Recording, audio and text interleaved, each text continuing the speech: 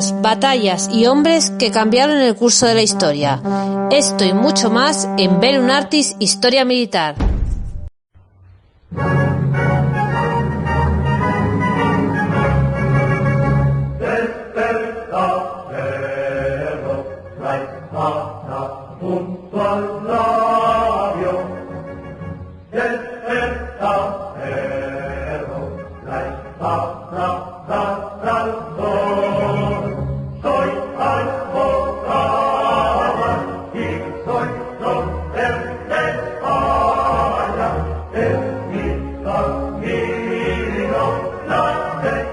Mi intento es escribir la memorable expedición y jornada que los catalanes y aragoneses hicieron a las provincias del Levante, cuando su fortuna y valor andaban compitiendo en el aumento de su poder y estimación.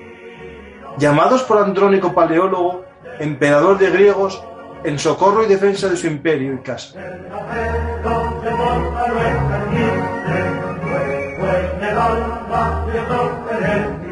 Soy Francisco García Campa y estas son las historias habladas de Bellum Artis historiamilitar.blogspot.com, el blog para los amantes de la historia militar. Hoy viajamos en el tiempo a la Edad Media y a las costas del Mediterráneo para conocer la corona de Aragón en el siglo XIII al XV, sus batallas y sus soldados. Para ello contamos con la ayuda de Rubén Sáez Abad. Hola, Rubén. Hola, buenas noches. ¿Qué tal, Rubén? Hace tiempo que no tenemos un programa juntos, hace ya bastante tiempo hicimos un podcast y hoy entras al nuevo formato de estos programas a caballo entre el podcast y el vídeo, ¿no? Estos directos que realizamos en el canal de YouTube, que después mucha gente escuchará enlatados, y contigo vamos a viajar a uno de tus, digamos, lugares, ¿no? Porque tienes una bibliografía muy amplia, que tocas todos los tiempos históricos, pero tienes varios libros relacionados con Aragón, si no recuerdo mal, uno sobre la batalla de Muret y también algunos sobre la Edad Media, la poliescética, que sería tu especialidad, ¿no? Sí, y también sobre la Guerra de los Dos Pedros. El periodo medieval es un periodo que me apasiona especialmente y sobre todo lo que está vinculado pues con el Reino de Aragón. Porque la gente, siempre se queja, ¿no? Cuando hacemos programas en Bellum Artis y en otros lugares, que se habla siempre de Castilla, nos centramos en Castilla, ¿no? Pues había hace tiempo que gente me dijo, ¿por qué no te centras un poco en Aragón, en su expansión por el Mediterráneo? Y yo dije, tengo que esperar a que venga alguien que yo me fíe de él 100%, y resulta que, que Rubén, sacaste un libro no hace mucho, La corona de Aragón en el Mediterráneo, siglos XIII al XV, con la editorial HRM Ediciones, y dije, aquí está mi oportunidad, voy a ver si puedo coger a Rubén, que está muy ocupado, pero lo voy a intentar secuestrar y traer aquí para hablarnos sobre la corona de Aragón. Sí, en muchos momentos pues ha habido una visión castellano centrista, sobre todo en el periodo medieval, pero hay que tener en cuenta que la historia de Aragón es riquísima, porque verdaderamente durante el periodo medieval pues consiguió llegar pues hasta el otro extremo del Mediterráneo y convertirse en algunos momentos en la potencia hegemónica pues del Mare Nostrum. De hecho, había un término, ¿no?, que se utiliza en muchas obras y que es la talosocracia aragonesa, ¿no? Es decir, ese poder del mar, ¿no? Sí, desde luego que buena parte de los éxitos de la corona de Aragón se cimentaron en el medio naval, porque quien no controla el medio acuático no puede desplazar ejércitos, no puede operar en territorio enemigo y también, por otro lado, tampoco puede abastecerse. Me viene a la mente, por ejemplo, parte de la campaña de conquista de Cerdeña y algunas de las operaciones en Cerdeña, que prácticamente se tenía que habituallar todo el ejército que estaba desplegando en Cerdeña desde la propia península. Eso es imposible si no eres el dueño del mar. Si no eres capaz de controlar el mar, no puedes controlar la logística y el abastecimiento de tus ejércitos. Ahí, digamos que lo primero que tendremos que empezar, ¿no?, un poco a pincelar, ¿no?, y a explicar un poco a los oyentes, es un poco antes del momento decisivo, ¿no? Que es la batalla de Muret, ¿no? Que es la que más o menos es la bisagra, ¿no? Que hace que la corona de Aragón deje de enfocarse en Francia, ¿no? En la zona, digamos, transpirenaica, y se centre un poco en el levante mediterráneo y también en el mar, ¿no? Es decir, podría poner un símil que puede ser más o menos válido. Aragón tuvo ese momento crucial para que no le pasase lo mismo que Navarra y se quedase copado, ¿no? Es decir, Navarra quedó copada su expansión hacia el sur por un ensanchamiento de Castilla, ¿no? Una especie de rodeo de Castilla, y Navarra no pudo expandirse, y Aragón sí que se expandió y cerró la expansión, digamos, castellana hasta Murcia, ¿no? Que digamos que es el territorio que penetra y frena el avance de la corona aragonesa por el levante mediterráneo, ¿no? Sí, es interesante la batalla de Muret. Yo creo que para Aragón es incluso una batalla más relevante que la de las Navas de Tolosa, que se produce el año anterior, porque en la batalla de Muret, la muerte de Pedro II en este choque, pues no solo supone que el reino queda descabezado, sino que a eso hay que sumarle la minoría de edad de Jaime I, el futuro Jaime I, que se encuentra rehén de Simón de Montfort, que ha sido quien ha vencido la batalla, y en último extremo, pues gracias a la mediación del Papa, el infante Jaime es devuelto a Aragón para terminar siendo coronado rey. Pero también, más allá de la pérdida de un rey, pues Muret marca pues el comienzo de la dominación francesa sobre todo el territorio de Occitania y el final de la expansión aragonesa por la región. Hay que tener en cuenta que Pedro II había conseguido pues, que le prestaran vasallaje los condados de Tolosa, de Foix, de Comminges, dependencia pues, que se esfumó con su muerte. Uh-huh. Y una vez frenado el expansionismo aragonés por el sur de Francia, pues a partir de ese momento pues vuelca todos sus esfuerzos en continuar con la reconquista y también reorientarse hacia el Mediterráneo. Quizás lo interesante es ver y entender cómo Aragón en 2 siglos pasa de ser un reino descabezado que podía haber no desaparecido, pero sí quedar condenado pues a una potencia menor. Parecía Navarra, por ejemplo. Has comentado muy bien el caso de Navarra, una potencia aislada, y cómo la corona de Aragón termina convirtiéndose en la potencia hegemónica del Mediterráneo en 2 siglos. Son 2 siglos de avatares, de éxitos, de fracasos, pero que verdaderamente marcan una línea de continuidad y una idea muy clara de qué es lo que se quiere conseguir a largo plazo pues con la expansión aragonesa por todo el Mediterráneo, ir saltando casi de isla en isla. Sí, sí. La batalla de Muret, para mucha gente a lo mejor no la conocen, sobre todo a lo mejor los oyentes de Latinoamérica. Es una batalla muy interesante porque se produce en un contexto de las famosas cruzadas albigenses, ¿no? Contra los cátaros. Resulta que el rey victorioso de Navas de Tolosa, que había luchado por la cristiandad como un cruzado, a los pocos años lucha contra otra. Al año siguiente. Al año siguiente, justo, sí, sí, al año siguiente. Lucha contra otra cruzada en defensa de los que en teoría son los herejes, ¿no? Es decir, por esos pactos, ¿no? De vasallaje, esos que hay que entenderlo en la Edad Media, es decir, es muy importante defender a tu vasallo, ¿no? De todas formas, esto de las cruzadas, pues a ver, tiene su truco. Sí, sí, claro. De hecho, hubo casi tantas cruzadas contra los reyes aragoneses que contra Tierra Santa. Uh-huh. De hecho, en 1285 hay otra cruzada que predica el Papa contra Pedro III, uh-huh. Contra el rey de Aragón. O sea, eso se entiende en el contexto geopolítico, y los papas, además de ser poderes espirituales, pues también actúan como poderes temporales. Y quizás una de las grandes desgracias que tendrá Aragón durante la mayor parte del periodo medieval es que los papas apoyan a Francia y apoyan al enemigo del rey de Aragón y actúan como un poder político más. Pero bueno, también actuará en la época de Carlos V. O sea, verdaderamente los papas son, y el Estado Vaticano y los estados pontificios pues actúan como una potencia más como un señor feudal política de su territorio. Realmente eran... Es que era señor espiritual, pero también era temporal. Sí. Pues sería digno de un programa o de una saga, ¿no? Porque la gente a lo mejor lo sabe, pero tienes varios libros también publicados por la editorial HRM sobre la primera, segunda y tercera cruzada, ¿no? Creo que llega hasta la tercera, ¿no? Sí, la idea es continuar con ellos. De momento han salido hasta la tercera cruzada. El resto de cruzadas también las he trabajado pues, en artículos, en otro tipo de publicaciones.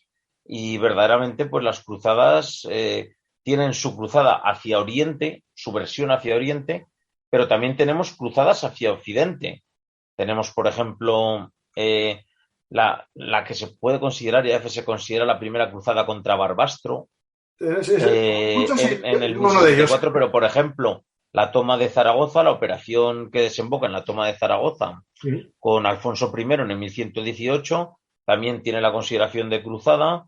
Luego tenemos las cruzadas que has comentado albigenses, tenemos la cruzada de 1285 contra el rey de Aragón, o sea, buena parte de las cruzadas se tienen como escenario la península. Tenemos las que tienen Oriente, pero también tenemos en la península pues la de las Navas de Tolosa también tiene la consideración de cruzada. O sea, hay tantas cruzadas orientadas hacia la península y hacia el sur de Francia como hacia Tierra Santa. Sí. Y de hecho, alguna de ellas ya la tratamos aquí en Bellum Artis. Pues tenemos esta batalla en Muret, ¿no? En la que muere un rey en combate, en batalla, y resulta, claro, que es un momento crucial porque el heredero es menor. De hecho, estaba casi en tutela, ¿no? Por los templarios, ¿no? Si no recuerdo mal. Lo tenía prisionero, estaba de rehén de Simón de Montfort. Sí. Y después lo hacen los tutores, los templarios, ¿no? Si no recuerdo mal así. Sí, en el castillo de Monzón. Y Guillén de Monrodón. Ese hecho, ¿no? Ese tutoría de los templarios o esa juventud que tuvo ay, se me olvidó, el rey Jaime afecta al futuro de Aragón, es decir, ese personaje que surge de ese joven que queda huérfano muy pequeño y su padre tampoco le hacía mucho caso, si no recuerdo mal, afecta su personalidad a la futura expansión de la corona de Aragón. Es decir, si hubiese sido otro, se hubiese quedado a lo mejor en un territorio menor, pero él decidió seguir adelante. Bueno, es complicado saber hasta qué punto se detecta la influencia de los templarios en sus actos posteriores, pero sí que es cierto que la educación que podían proporcionar los templarios pues era una educación bastante rígida, era una educación con un componente militar importante, con unos conocimientos militares, con unos conocimientos de estrategia. Eso no nos lo dicen las fuentes, pero seguramente buena parte de la geopolítica que luego practicará en batalla, en combate y sobre todo a nivel estratégico, pues quizás provenga de estos momentos iniciales. También hay que tener en cuenta que en buena parte de sus campañas militares, las órdenes militares tendrán un papel muy destacado. Templarios y hospitaleros pues participan con él en la conquista de Mallorca, participan en la conquista del Reino de Valencia. O sea, son un puntal importante las órdenes militares en sus campañas militares, aparte de, evidentemente, los nobles y el resto de componentes que siempre estaban presentes. Pero las órdenes militares pues tienen un peso importante y también lo tendrán pues luego a la hora del reparto del botín y a la hora del reparto de tierras pues en los territorios conquistados. Pues vamos un poco a ver ese momento, ¿no? ¿Hay alguna causa, ¿no? Es decir, vemos un personaje que es Jaime I, ¿no? Pero también habrá algunas causas económicas, demográficas, que justifiquen esa, digamos, rápida expansión o esa capacidad de expansión que tiene el Reino de Aragón, digamos, como unas causas que podemos decir, no sé, la burguesía catalana, ¿no? De los condados catalanes. Bueno, la expansión es una expansión que va a golpes porque aunque es continuista, pero las grandes operaciones de conquista se producen en momentos muy concretos. El primero de esos hitos es la conquista de Mallorca, la conquista de las Baleares. El archipiélago balear había constituido pues, uno de los principales objetivos militares ya de los reinos cristianos peninsulares desde el siglo XII, dado pues, el considerable valor estratégico que atesoraba. Pero hay que tener en cuenta que no solo los reinos peninsulares habían puesto sus miras sobre él, sino que también lo habían hecho las ciudades italianas. Tal es el caso, por ejemplo, de Pisa, que ya participó activamente en alguna de las operaciones militares que se habían llevado en la península. Incluso la plaza de Mallorca la ocuparon los pisanos en el año 1115, aunque fue recuperada muy, muy rápidamente por los musulmanes. Pero desde el comienzo de su reinado, Jaime I tiene claras dos líneas, tanto la conquista del Reino de Valencia como la de las Islas Baleares. Pero las motivaciones para conquistar los dos son muy diferentes. Por un lado, el territorio valenciano es un territorio rico en recursos que puede servir pues, para que los nobles se dispongan pues, de nuevas tierras en las que poder asentarse. También feudos que regir, y por otro lado la conquista de las Baleares es por la que se inclinan los comerciantes catalanes y provenzales, no solo catalanes, sino también provenzales, dado que los mercaderes mallorquines pues, suponían una severa pues, amenaza y competencia para ellos. También hay que decir que las islas se habían convertido pues, en un refugio de buques corsarios y de base de apoyo incluso para los piratas norteafricanos. Desde allí pues se dificultaba el comercio con el norte de África, con el Mediterráneo, con el Mediterráneo central, y ese pues había sido uno de los motivos que en el siglo XII había empujado pues a los pisanos. Pero también las islas tenían un papel clave a nivel comercial, al constituir bases avanzadas en el Mediterráneo, tanto para establecimiento de rutas comerciales como con el norte de África. Y el momento para acometer la conquista pues era el más idóneo a finales de los años 20 del siglo XIII, porque la derrota del ejército almohade en la batalla de las Navas de Tolosa pues había marcado un punto de inflexión. Los territorios musulmanes que pudieron sobrevivir a la debacle, a partir de entonces pues quedaron muy mermados de capacidades y de recursos, y tampoco se podían apoyar unos a otros. Entonces, pues quizás ese fue uno de los motivos que llevó a que se priorizara, ese conjunto de motivos que llevó a que se priorizara pues la conquista de las Baleares sobre la conquista de Valencia, que quizás hubiera resultado, no sé si más fácil, pero sí que no obligaba a disponer de una flota de consideración, a operar en territorio enemigo sin posible vía de retirada en el caso de derrota. O sea, atacar una isla siempre es mucho más complicado. No obstante, pues se jugaba con la superioridad naval de Jaime I. Pero operar en una isla, desembarcar y combatir en ella es combatir en territorio enemigo continuamente. No hay opción de retirada, que sí que se puede hacer en tierra. Si eres derrotado, pues puedes volver a tus bases mucho más fácilmente. Sí. Lo que es la conquista de Mallorca sería digno de un programa en sí. Todo el sistema, ¿no? De crear una flota anfibia, una flota de desembarco, los distintos ataques que se realizaron en la isla, ¿no? Pero no es el objetivo del programa. El objetivo del programa es ver un poco la evolución, ¿no? Entonces, está claro, esa decisión de tomar Mallorca, ¿no? Se puede considerar también como una decisión comercial, ¿no? De la burguesía mercantil, ¿no? Que hacía rutas comerciales con Italia, y este lugar sería peligroso que siguiese en manos, digamos, musulmanas y sobre todo de piratas, ¿no? De piratas berberiscos. Después tenemos que va avanzando, ¿no? El siglo, y a finales del siglo XIII, ¿no? Hacia los años 80, hay un complicado equilibrio de poderes, ¿no? Es decir, empieza a haber unas circunstancias que hay que intentar, digamos, aquí ya entiendo que se conquistó Valencia en esta época, ¿no? También, ¿no? Valencia se conquista en 1238. Justo, es decir, ya está conquistada Valencia y hay que intentar... Sí. Está completada ya la unión y la conquista del territorio, de todo el territorio peninsular que luego formará parte de la Corona de Aragón. Y uno de los aspectos que sí que es importante señalar, y que tendrá importancia en el futuro, es el hecho de que Jaime I repartiera los diferentes territorios en su testamento. Sí, pues, este es el equilibrio que hay que intentar recomponer, ¿no?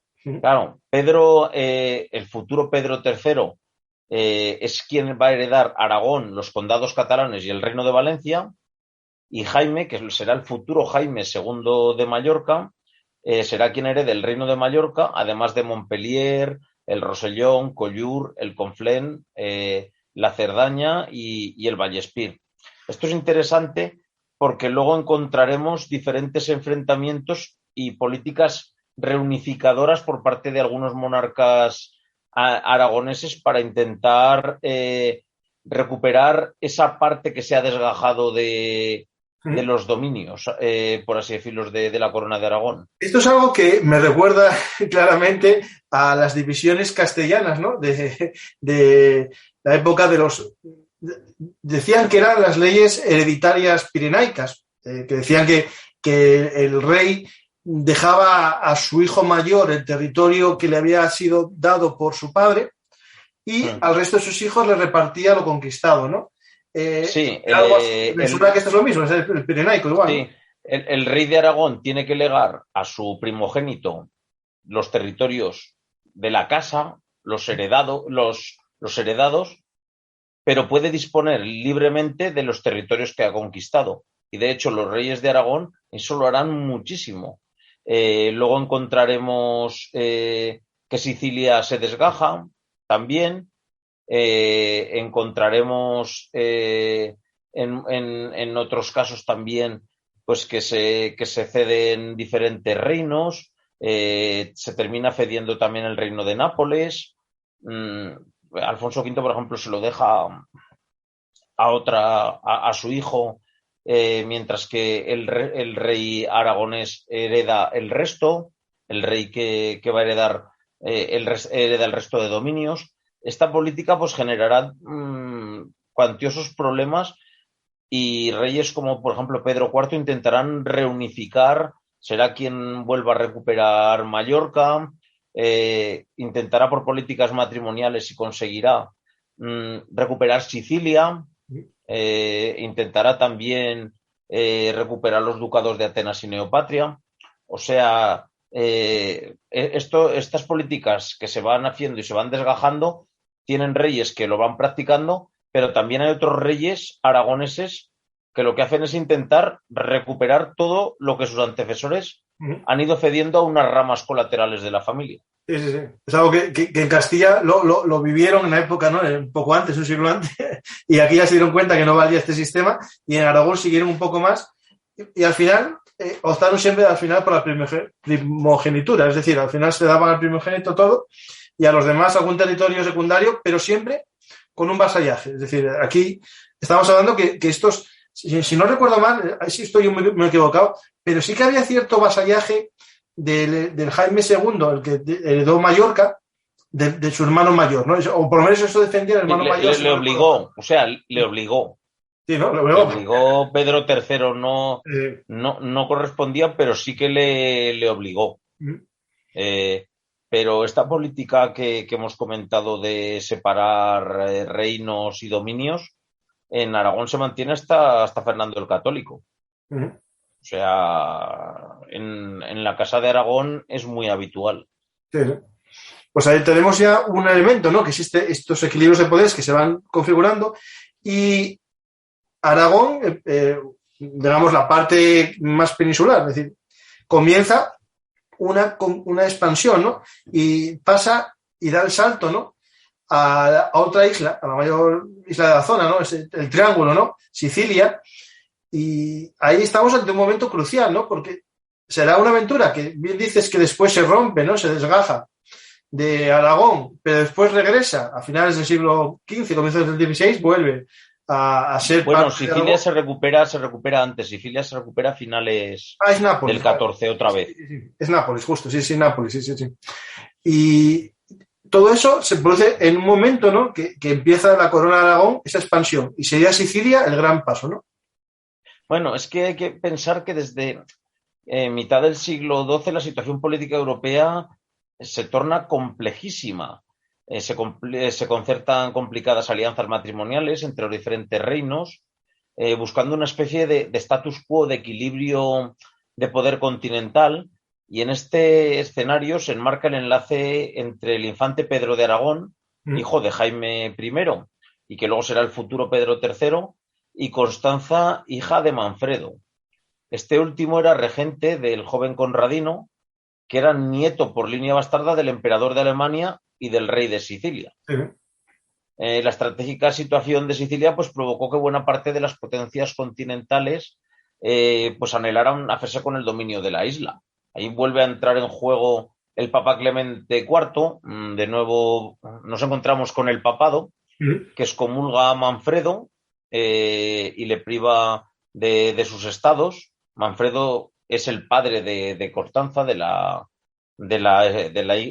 esposa de Pedro III, y le concede el reino de Sicilia a Carlos de Anjou. O sea, el Papa,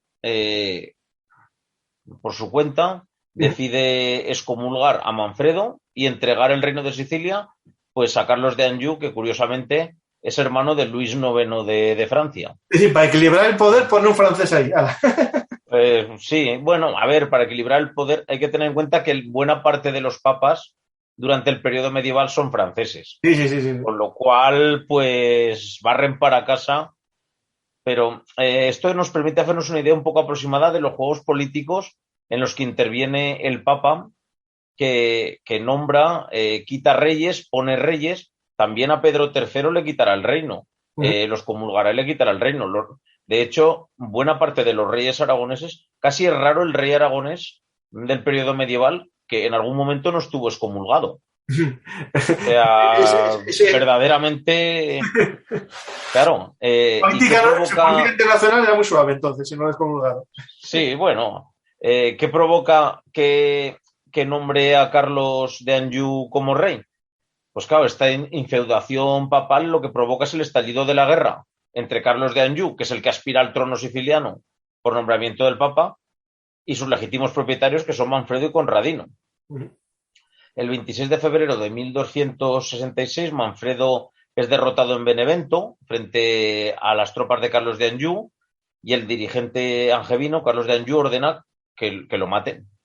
Ese mismo destino sufrió Conradino en 1268 en la batalla de Tagliacozzo, y este último es incluso decapitado públicamente en Nápoles. Claro, tras la batalla de Benevento y la de Tagliacozzo, lo que pasa es que Sicilia pasa pues a manos de Carlos de Anjou y comienza pues a ser un feudo pontificio.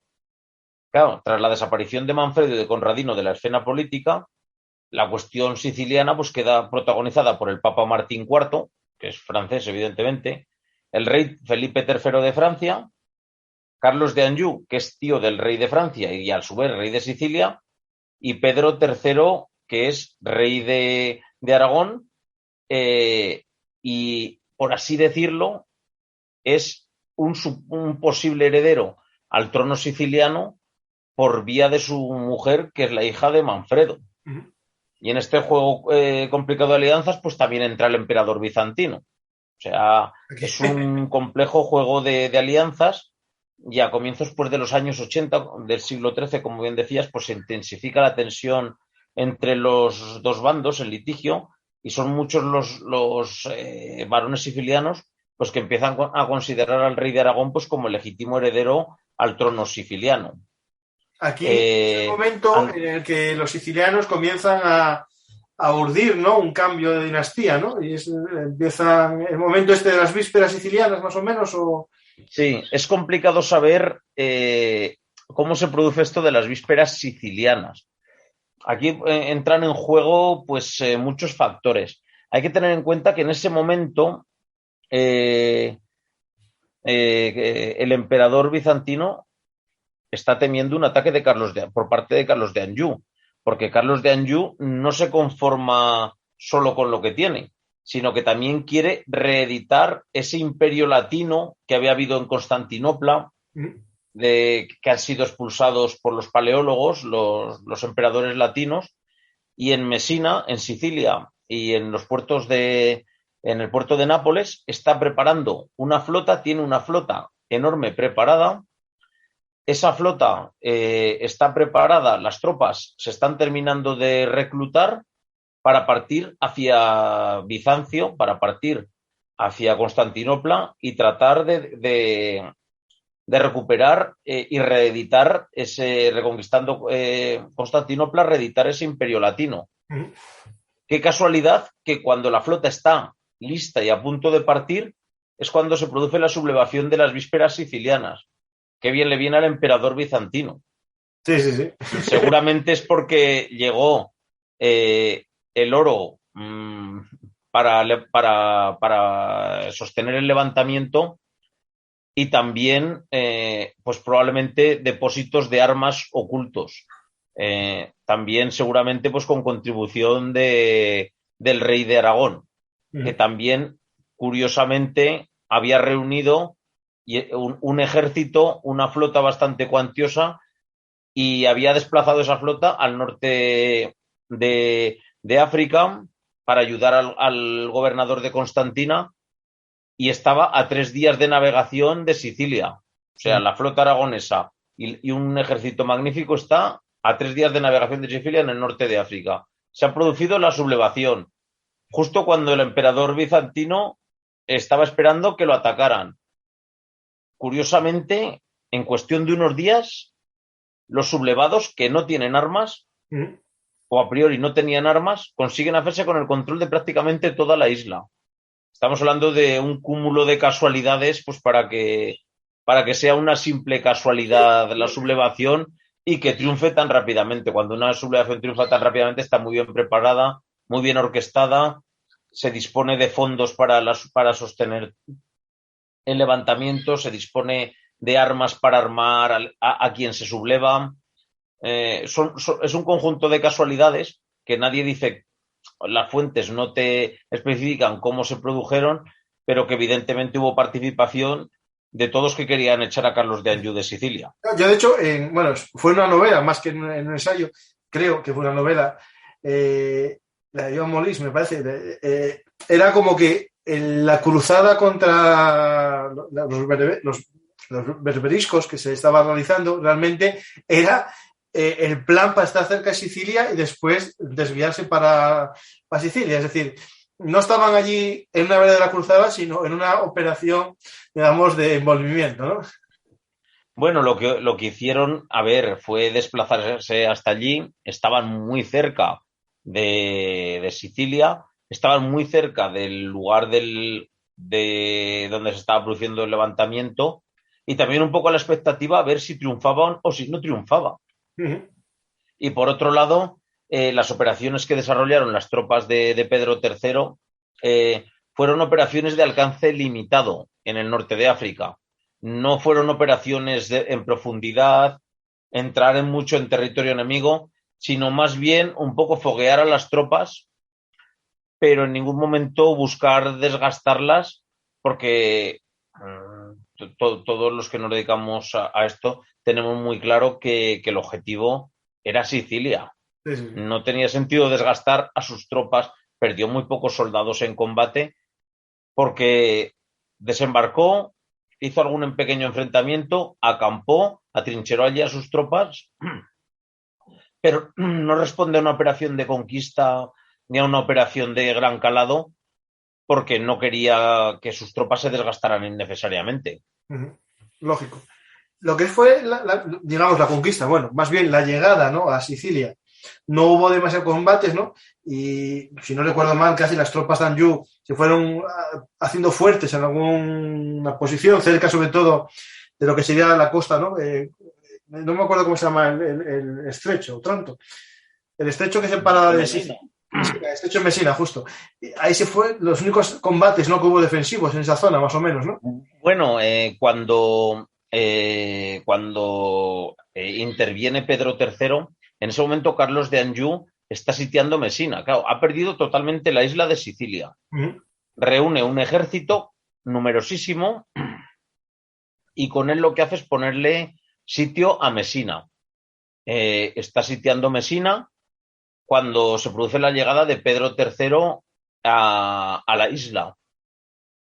Como el asedio de Messina estaba a punto ya de finalizar, porque porque Carlos de Anjou estaba apretando muchísimo la ciudad, estaba a punto de rendirse, lo que hizo fue enviar como avanzadilla a 2.000 almogávares que entraron de noche dentro de Mesina para reforzar la guarnición y conseguir resistir, pero lo que hicieron los almogávares la mañana siguiente fue hacer una salida y hacer una auténtica masacre entre las tropas angevinas, de tal forma que Carlos de Anjou llegó a pensar que estaba allí el ejército entero de Pedro III, Sí. con lo cual, a pesar de que contaba con una superioridad pasmosa, una superioridad numérica pasmosa, lo que hizo fue levantar el asedio de forma precipitada, no disponía de suficientes naves para llevarse a todas sus tropas, le dio tiempo a hacer un viaje, pero los que se estaban quedando para embarcar en el segundo viaje, pues muchos no consiguieron ya embarcar,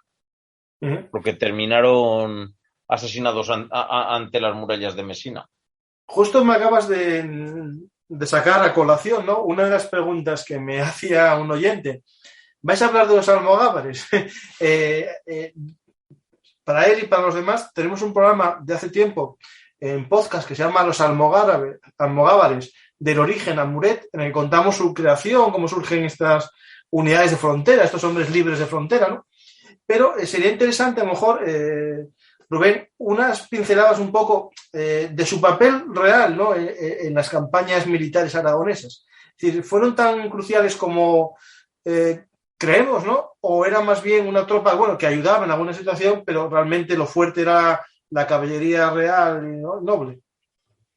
Bueno, claro, los almogávares han pasado sobre todo a la posteridad, pues por su campaña en territorio bizantino, por su campaña en Oriente, por sus enigmáticas batallas, pero ciertamente su papel en la campaña de Sicilia, que nos ocupa y que la campaña y la guerra se prolonga desde 1282 hasta 1302, pues fue completamente determinante, porque, claro, estamos hablando de esta primera fase en la que Pedro III llega a Sicilia, Carlos de Anjou abandona, evacúa Mesina sin luchar y se embarca para pasar al continente, pero es que Pedro III no se conforma con apoderarse de Sicilia, sino que enseguida envía tropas al continente, pues para llevar a cabo operaciones de conquista de diferentes plazas fuertes,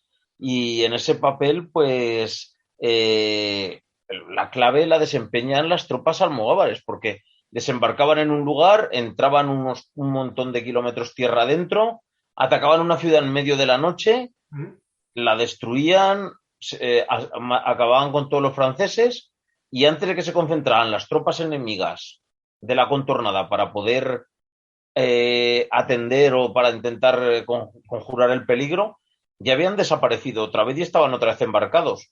Pero es que al día siguiente podían desembarcar en un punto a 50 kilómetros de allí, lanzar otro ataque, o sea, nunca se sabía dónde podía caer la tormenta de los almogávares, y resultaron fundamentales tanto para Pedro III en su campaña en Sicilia, pero también en la defensa del territorio catalán cuando se produce la cruzada francesa de 1285, resultan claves en las operaciones navales, actuando también a bordo de las embarcaciones para ese tipo de operaciones y ataques rápidos.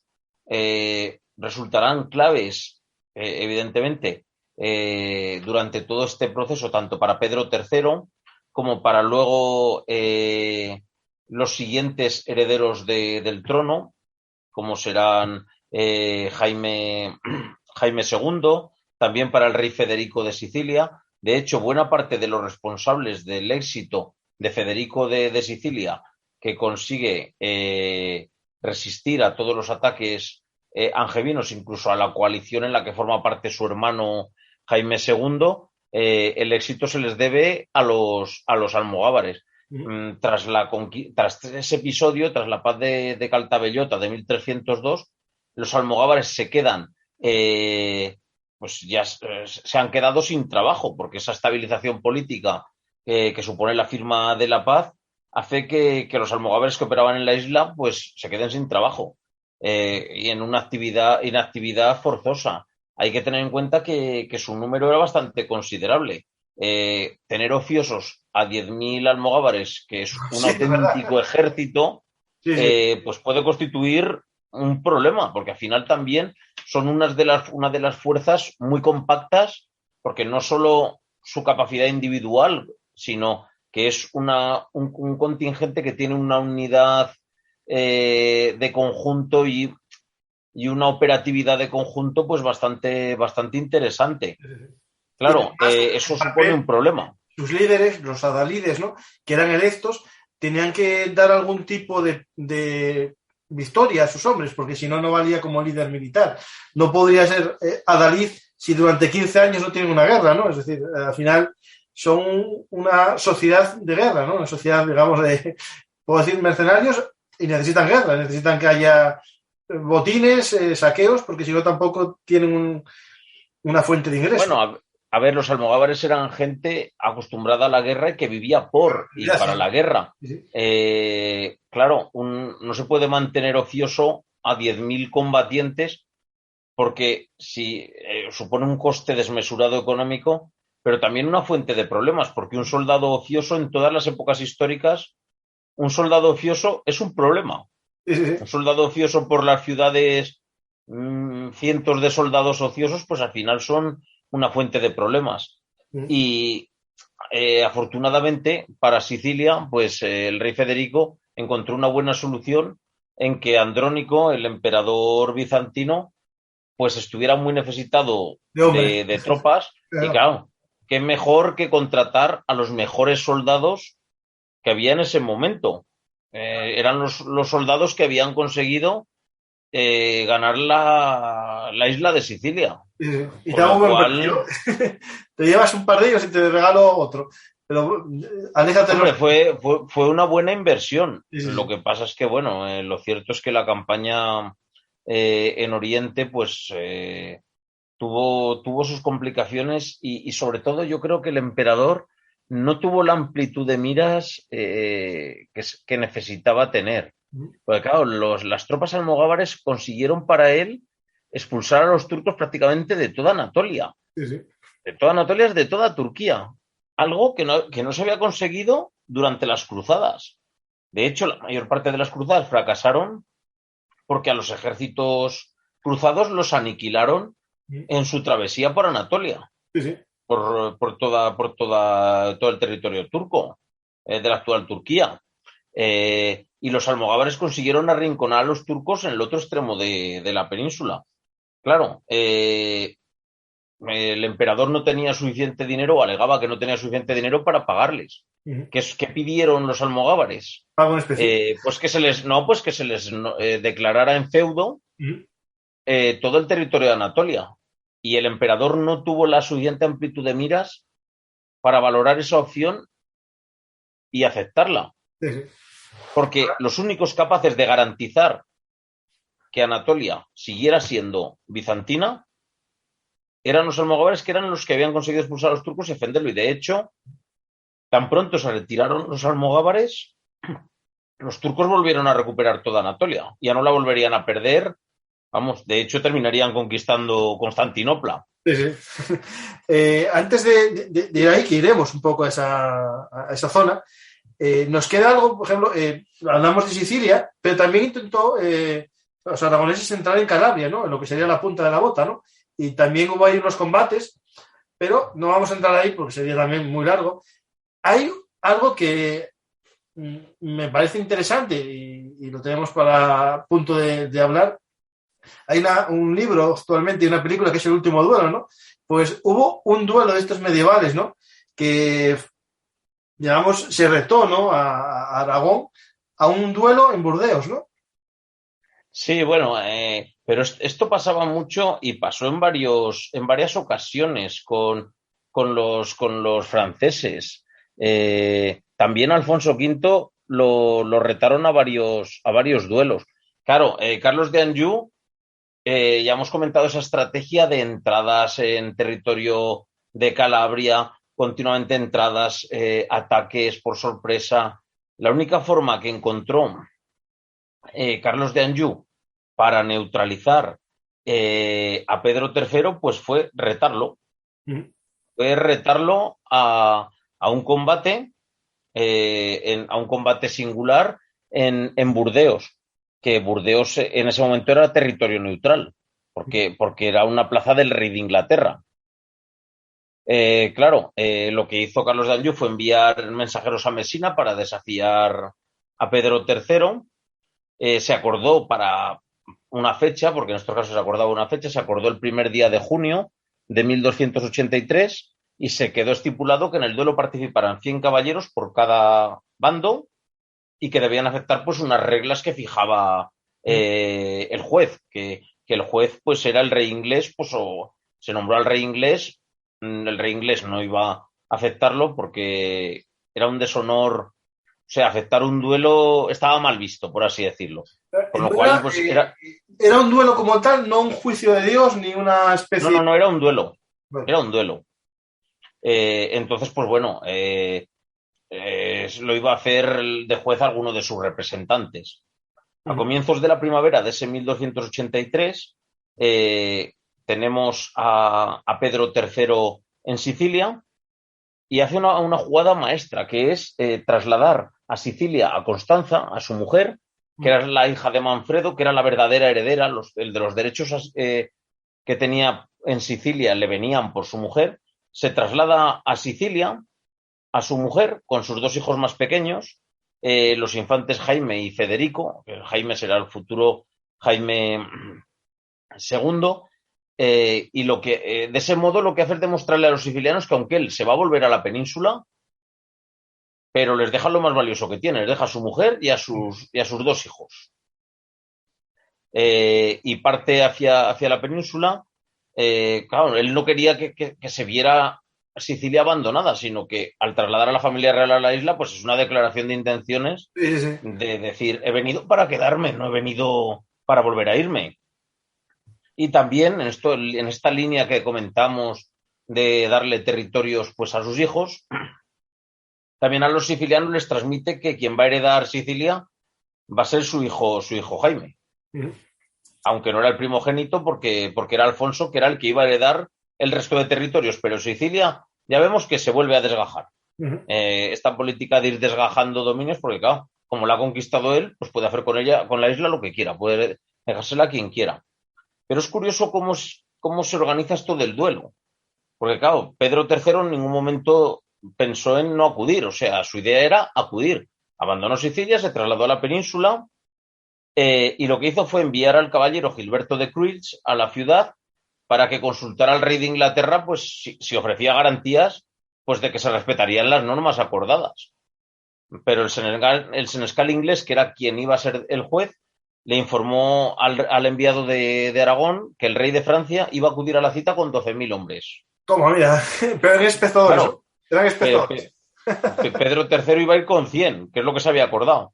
Pero el rey de Francia iba a acudir con 12.000. Y que evidentemente pues no se podía garantizar la seguridad del rey de Aragón en esas circunstancias. Y el senescal inglés le dijo a Pedro III que no acudiera.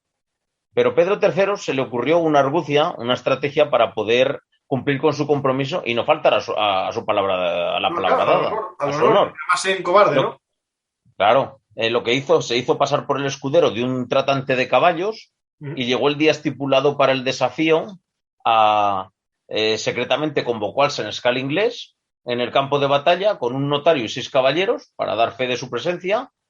Tras cumplir con ese trámite, se dio una vuelta por el palenque y se volvió a Aragón y dejó burlados pues al rey de Francia y a Carlos de Anjou. Claro, esto parece de novela, porque al final es un episodio que parece de una novela. Yo estuve allí, Rubén, pero no me vieron.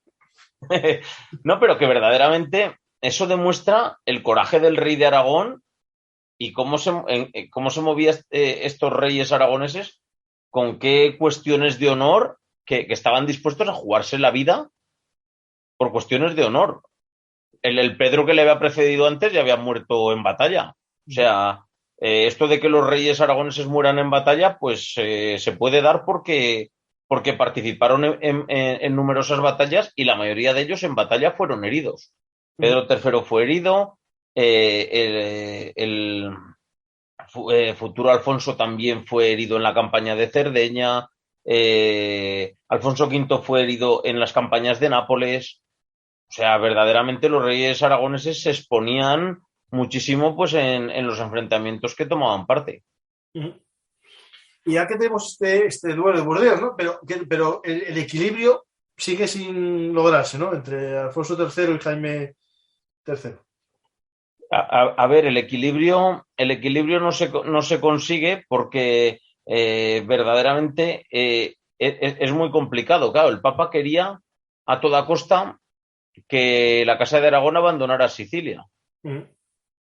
Pero claro, desde luego que una vez que se ha conquistado la isla, pues no la iban a ceder de buen grado, claro.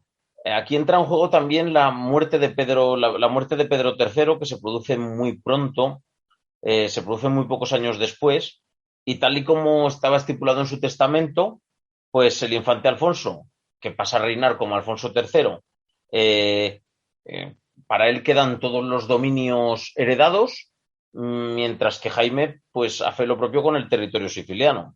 Pero claro, el nuevo monarca aragonés se encuentra ante un complejo escenario internacional, porque debe elegir entre conservar Sicilia o renunciar a ella. Mantener la isla significa proseguir con el enfrentamiento abierto con Francia y la Santa Sede. O sea, una guerra de desgaste considerable, pero tampoco está dispuesto a renunciar a aquello que tanto esfuerzo se había costado. Aquí pues sí que se intenta recurrir a las armas, a la diplomacia, se intentan diferentes acuerdos para encontrar una salida. Se intenta pues con diferentes tratados, por ejemplo el tratado de Tarascón, que se firma en febrero de 1291. Por ese tratado, la Casa de Valois renunciaba a inmiscuirse en los asuntos aragoneses, porque hay que tener en cuenta que cuando se declara cruzada en 1285 contra Aragón, se ha excomulgado a Pedro III y se le ha desposeído de su reino. Y cualquiera... Se ha nombrado rey a un hijo del rey de Francia. Cualquier cristiano, ¿no? Puede matarlo y quitarle sus posesiones. Es decir, si claro, Castilla hubiese querido conquistar, podría haber conquistado en aquel momento. Claro, es que la excomunión pesa sobre el rey, pero también el que estén en entredicho sus reinos también hace que sobre sus vasallos también pese esto, con lo cual es un arma de doble filo. Esto de la excomunión era el arma que tenía el Papa para intentar presionar. Eso es lo que he comentado, que prácticamente todos los reyes de Aragón en algún momento estuvieron excomulgados, porque era el arma que asustaba mucho, pero al final su efectividad era limitada.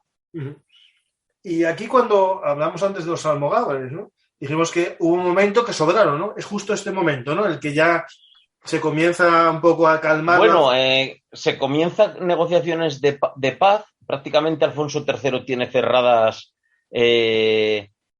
las negociaciones de paz, en lo que hemos comentado, pues que la Casa de Valois renuncia a inmiscuirse en los asuntos aragoneses y el rey Alfonso III se reconoce feudatario del Papa. Ese acuerdo pues incluía la retirada de la ayuda a su hermano Jaime, que es el rey de Sicilia, pero sin embargo Alfonso III muere repentinamente cuando está a punto de firmarse la paz definitiva. ¿Y qué pasa tras la muerte de Alfonso III? Que Jaime de Sicilia es el que pasa a heredar los dominios peninsulares. Aquí se va saltando de un sitio a otro. Ahora el rey de Aragón ya no puede dejar su territorio porque es el suyo.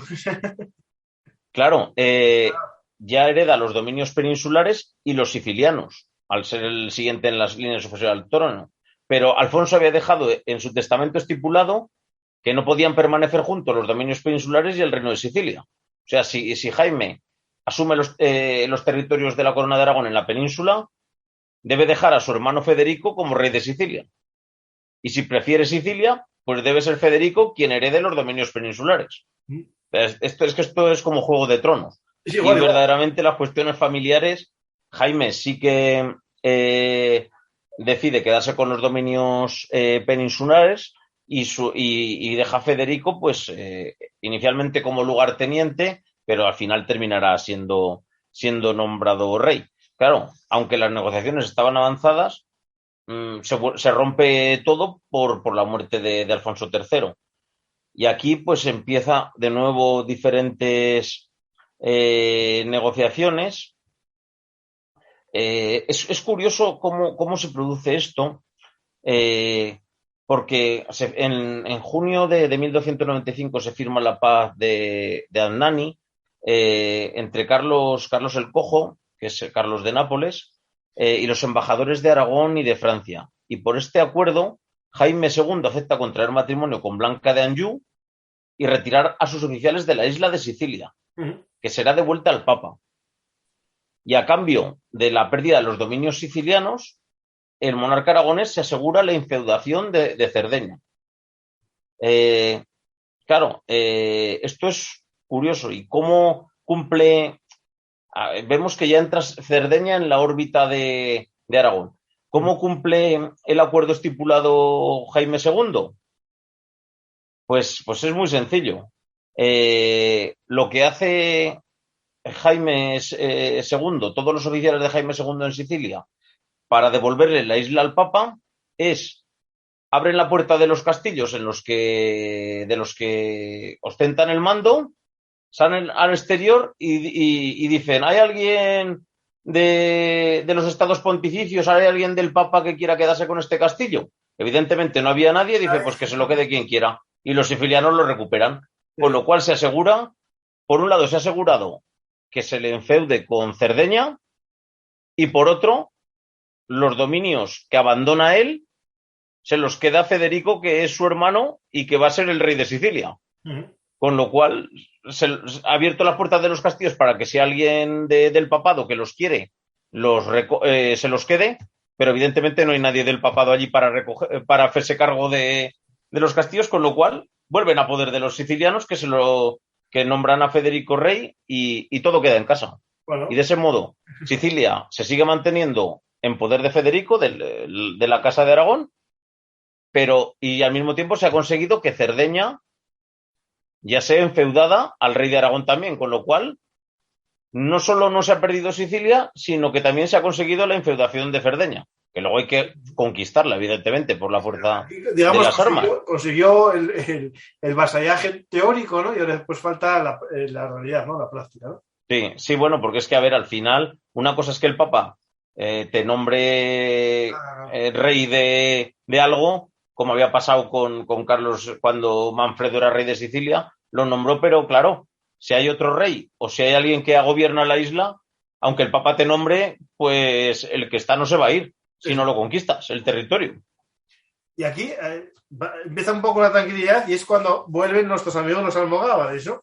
Y aparece un personaje que también es digno de Juego de Tronos, ¿no? Yo creo.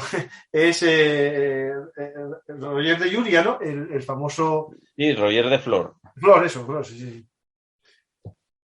Yo porque lo dije Llúria, no, me confundí. Roger de Flor, sí. No, no es de Llúria, de Lauria. Roger de Lauria es el almirante de la flota aragonesa, pero el líder de los almogávares es Roger de Flor. Vale. Entonces está Roger de Lauria, que también es un personaje que es importante en esta época, que sé qué quiero decir, me confundí con los dos. Sí, lo cierto es que, a ver, buena parte de los éxitos de las campañas de Sicilia se logran en el mar, evidentemente, y tenemos unas batallas épicas. Si son épicas las que suceden en tierra, las que suceden en el mar, todavía más. Porque hay momentos en el que 20 galeras de la Corona de Aragón se enfrentan a 100 galeras angevinas y apresan 80. Sí. Y a remolque cada una vuelve con 4 o 5 que ha cogido.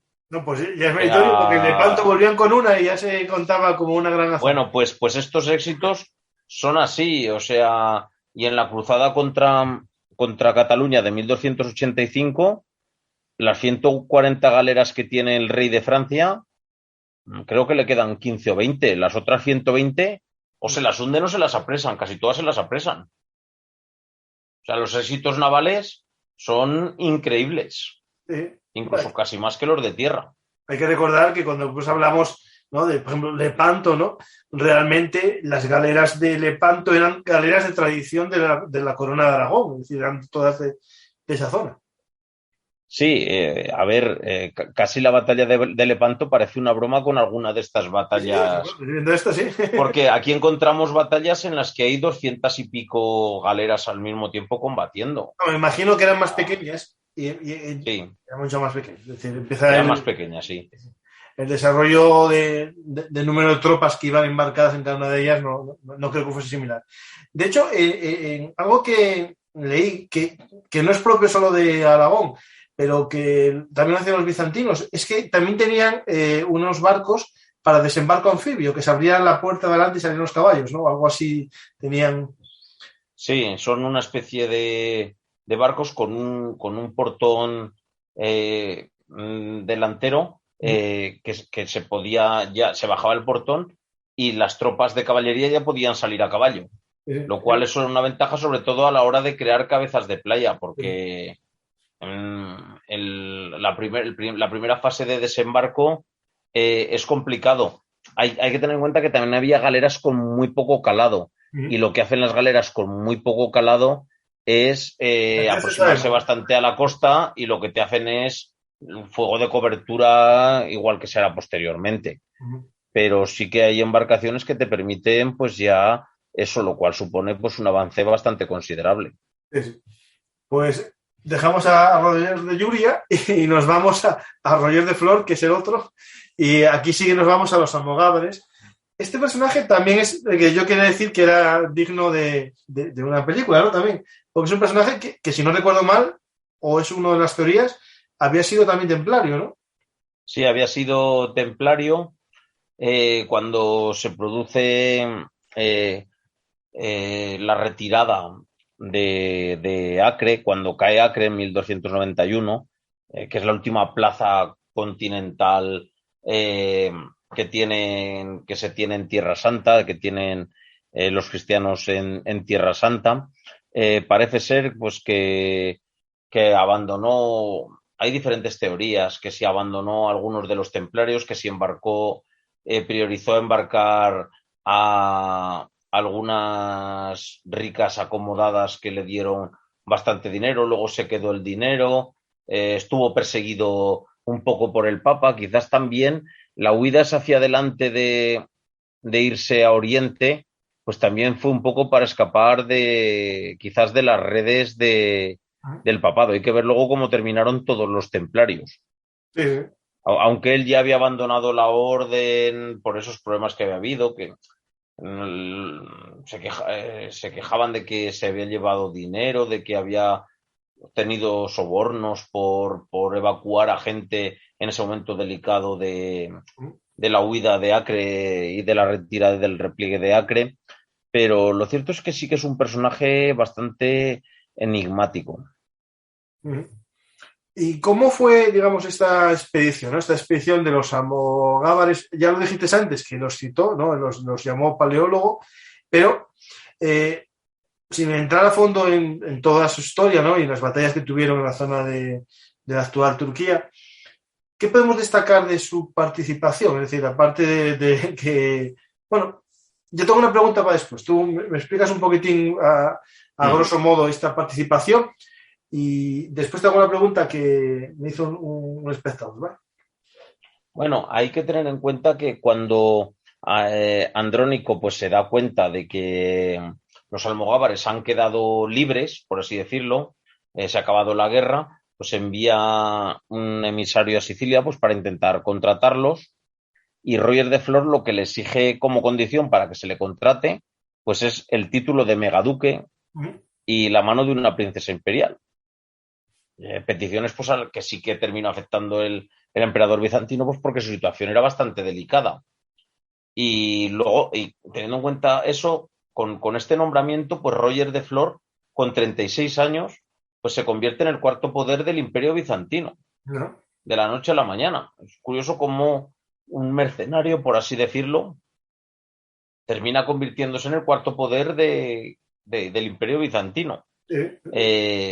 Las tropas que se trasladan con él en un primer momento, pues son 4.000 almogávares de a pie, 1.500 caballeros y 1.000 hombres de mar o soldados de marina. Cuando esta compañía pues llega a Constantinopla, se produce el famoso altercado en la noche de bodas de Roger de Flor con los genoveses, un conflicto que luego generará bastantes problemas a futuro. Rápidamente entran en acción, pues en numerosas batallas, derrotando prácticamente, como hemos comentado ya, a los turcos y expulsándolos de la península de Anatolia. Claro, y qué es mantener un ejército de estas dimensiones pues suponía un coste económico considerable. Una vez que ya se han conseguido expulsar a los turcos de Anatolia, pues Andrónico se niega a pagarles y piensa que la forma para poder descabezar la compañía y conseguir que se marchen es pues acabando con Roger de Flor y con todos los almogávares que se encuentran dispersos pues por diferentes puntos del imperio.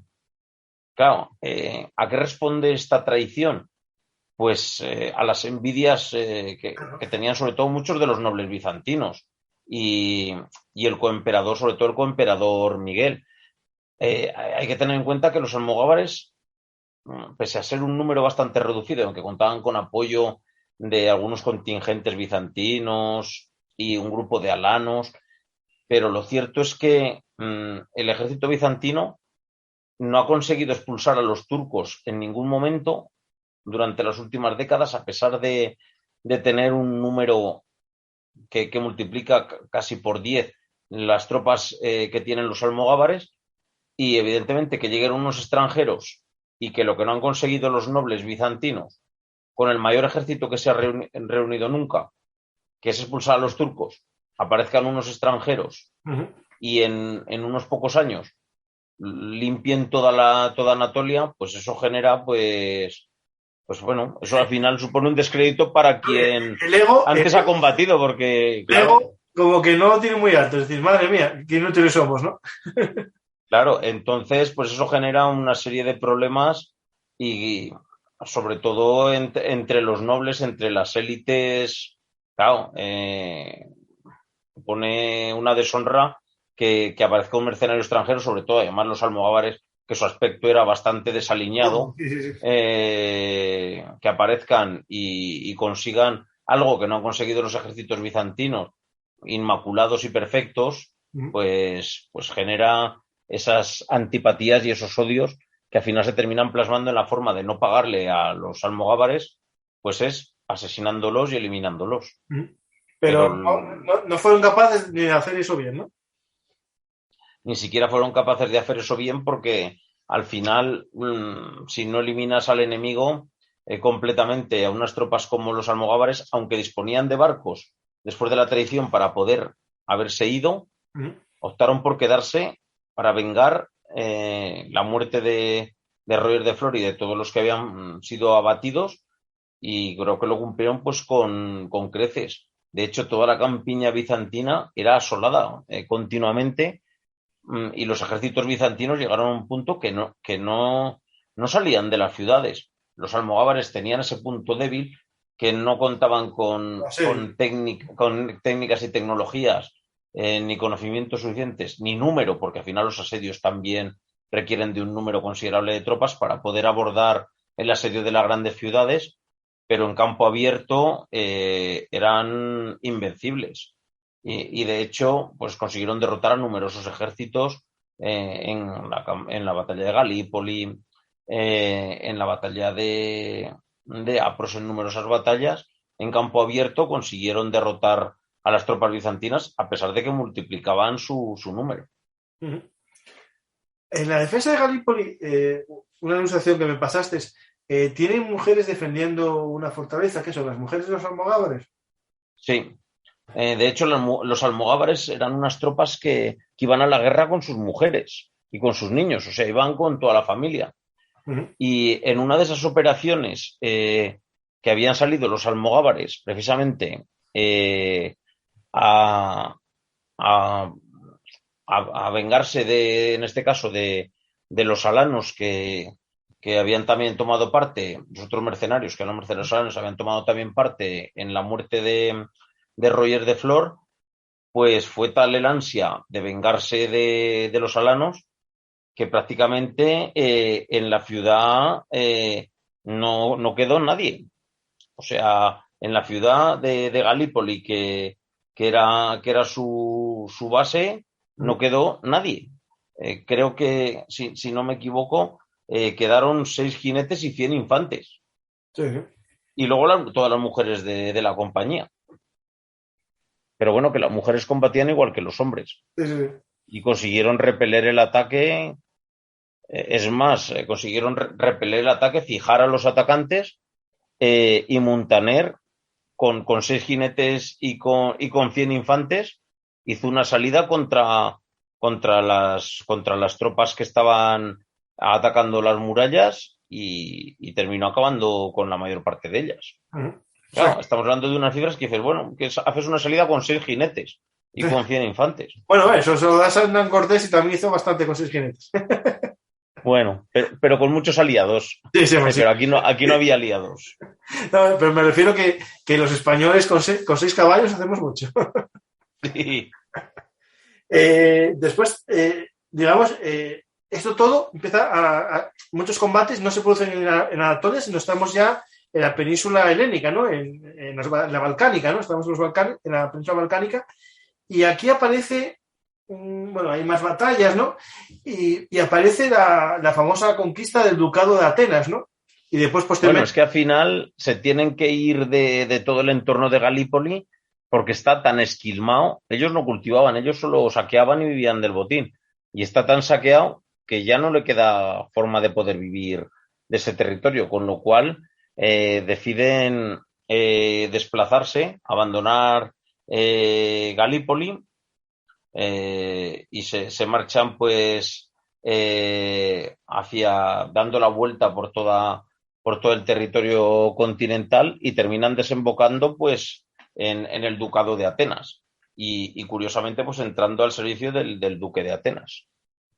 Uh-huh. Y aquí es la pregunta que me hicieron antes y yo creo que a ver si la podemos contestar. Voy a leer las dos preguntas y después cómo la unificamos, ¿vale? ¿El Ducado de Atenas y Neopatria tenía gobierno directo de Aragón o estaba gobernado por los almogávares, pero sobre el papel era de Aragón? Es decir, para explicar un poco mejor, la pregunta es si en este territorio se pagaba impuestos a la corona o si recibía ayuda militar en caso de problemas con los vecinos. Es decir, ¿cuál era A ver, el Ducado de Atenas y Neopatria dependía de Sicilia. Vale. O sea, dependía del rey de Sicilia, no dependía del rey de Aragón hasta prácticamente pues los últimos 3 o 4 años de existencia, que es cuando vuelve a ser recuperado por Pedro IV. Uh-huh. Pero la conquista una vez que se ha producido la conquista de los ducados de Atenas y Neopatria, quien lo gobierna se gobierna desde Sicilia, no se gobierna desde Aragón. Y después, una vez que tenemos esto más o menos tranquilo, estaban los almogávares por ahí, parecía que todo estaba tranquilo hasta que se acuerdan de que tenían un territorio en vasallaje, ¿no? Que era una isla de Cerdeña y deciden comenzar un poco su explotación directa, ¿no? De ese vasallaje. Y aparece... Bueno, es que la conquista de Cerdeña es complicada. En algunos momentos se ha llegado a llamar a Cerdeña el Flandes aragonés o el Vietnam. O sea, claro, una cosa es la erección del reino de Cerdeña, que se produce el 4 de abril de 1297, como hemos dicho, fruto de las cláusulas del Tratado de Anagni, y en estas estipulaciones pues figura la donación pontificia de esas 2 islas a Jaime II, como hemos dicho, como compensación por la renuncia a Sicilia. Claro, el interés del monarca aragonés sobre Cerdeña pues se debía a motivos económicos, pues había campo de trigo, también se habla de importantes minas, pero también mucho más importante resulta el papel geoestratégico que está en un punto intermedio entre la península y Sicilia. O sea, en esa ruta es una isla clave en el centro de las rutas comerciales Tiene mucho occidentales. interés Génova, ¿no? Sí, bueno, a ver, desde que se produce la Génova, Pisa, todo el mundo tenía interés. Claro, desde la enfeudación de Cerdeña en 1297, pues la conquista de la isla pasó a un primer plano. En 1305, Jaime II, como rey de Córcega y Cerdeña, le prestó homenaje y juramento de fidelidad al Papa Clemente V. Sin embargo, la campaña de conquista de la isla pues, se retrasa hasta 1323, a causa de múltiples motivos. En primer lugar, hay guerras con Castilla.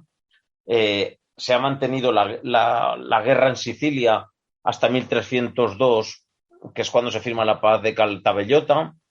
En otros momentos es también por la falta de recursos económicos para poder abordar la conquista. Pero claro, también hay que tener en cuenta que entran en juego diferentes cuestiones geopolíticas, porque la decisión de intervenir en los asuntos de Cerdeña puede generar problemas, porque si hasta ahora no se ha entrado en conflicto con algunas potencias italianas, decidirse intervenir en Córcega y en Cerdeña, pues te supone entrar en conflicto con los intereses de Génova y Pisa, que tienen importantes intereses comerciales en las islas pues desde hace varios siglos. Pisa incluso había hecho gravitar buena parte de su economía sobre la isla de Cerdeña. Y esta situación pues, de dependencia por parte de Pisa se vio acentuada pues, tras la pérdida de sus intereses en la región bizantina. Cuando pierde peso en la región bizantina, vuelca buena parte de su economía en Cerdeña. Claro, esto hace que el enfrentamiento con Aragón resulte inevitable si Aragón decide hacer valer sus derechos sobre la isla. Entre los años 1306 y 1309 hay gestiones diplomáticas entre todas las potencias con intereses en la isla. Pisa incluso estaba dispuesto a pactar con el rey aragonés la cesión de los derechos sobre la isla a cambio de compensaciones económicas, aunque también Pisa intenta negociar con Génova en busca de una alianza contra Aragón, pero por el momento los intereses de los genoveses son otros muy diferentes. Eran favorables a la intervención de Jaime II en la isla, de hecho, porque buscaban con ello debilitar a Pisa. Génova pues veía la ocupación aragonesa como casi un mal menor y su prioridad pasaba por expulsar a los pisanos de la isla pues para limitar su poder. Pero además de los juegos geopolíticos externos, también entran los de las principales familias de la isla. Tenemos a los Doria genoveses, los Basserra, que son los jueces de Arbórea, los marqueses de Malaspina, los de Honorático pisanos. Su alineación, la alineación de estas diferentes familias, pues podía condicionar cualquier intervención exterior, dada la ascendencia que tenían sobre buena parte de la población. Y será el apoyo de los Arbórea y de los Malaspina a la causa aragonesa, pues los que termina arrastrando tras de sí a los Doria y generando ese partido pro-aragonés. Claro, el levantamiento en Cerdeña pues es muy parecido al de Sicilia. O sea, los sardos se levantan en armas contra Pisa y el rey de Aragón acude su hijo con un ejército en ayuda de los sublevados. Pero evidentemente también volvía a estar detrás esa mano de Aragón para preparar esa sublevación. O sea, la sublevación se preparó, pero curiosamente ya había un ejército preparado para intervenir en Cerdeña. O sea, el ejército ya estaba reunido cuando se produjo la sublevación, con lo cual la sublevación estaba preparada, igual que en el caso de Sicilia. Y luego, rápidamente, en cuanto se produce la sublevación, a los pocos días, un primer contingente ya se desplaza a la isla en ayuda de los sublevados. Y después, entre todas las grandes batallas, ¿no? Un poco, si no recuerdo mal, no sé, es un despertaferro que hubo sobre el tema. Digamos, las zonas montañosas, porque básicamente Sicilia tiene una franja, ¿no? Que es una llanura donde están los campos de trigo que comentabas, y después las zonas montañosas, que fue lo que más tiempo costó conquistar, ¿no? Porque sí que hubo el asedio de Cagliari, pero fue esa zona montañosa que está un poco al noreste, la zona Bueno, la isla de Sicilia, la isla de Cerdeña tiene un problema y que es una isla bastante insalubre. De hecho, pues prácticamente todos los reyes que combatieron en ella terminaron enfermando. Claro, es que O sea, claro, es algo que ahora no pensamos, pero los pantanos antiguamente existían muchos más pantanos, aguas pantanosas que la actualidad, porque se desecaron, ¿no? por ejemplo, Alfonso, que es bueno, que luego es el futuro Alfonso IV, el hijo de Jaime II, eh, pues enfermó en la isla, él y su mujer, y estuvieron a punto de fallecer los dos. Pero Pedro IV, cuando intervino en la isla, también enfermó. Incluso luego Martín el Joven, que era quien fue rey de Sicilia, hijo del rey Martín de Aragón, y llamado a ser rey, el futuro rey de Aragón, murió también en la isla de Cerdeña en 1409, tras la batalla de Sanlúri, a causa de la enfermedad. O sea, era una isla con una insalubridad que cualquier operación militar que se lanzara y se desarrollara en la isla, se producían tantas bajas a consecuencia de las enfermedades como en combate, Mm. incluso más a causa de las enfermedades. Pregunta un oyente, Daniel, que si había una jueza que se enfrentó a Aragón, de estos, digamos, zonas, señores de los juzgados, ¿había alguna mujer que hubiese sido... ¿Te Sí, suena? en el momento final, a finales del siglo XIV, una de las hijas de los jueces terminó enfrentándose al rey de Aragón, porque al final buena parte de estos jueces, en un momento dado, pues fueron muy proclives a la invasión aragonesa, pero claro, en el momento que luego ya se empezaron a repartir territorios, porque claro, hubo que repartir territorios entre los soldados y entre los magnates que, Sí, sí, que habían, que habían participado, a costa de los jueces, evidentemente, claro, de los que a estaban ahí. costa de los nobles que formaban parte de ese escenario geopolítico local. Claro, la forma de premiar a quien había participado en una campaña militar es dándole tierras en la zona que había conquistado. Precisamente, pues lo que se llaman los repartimentos.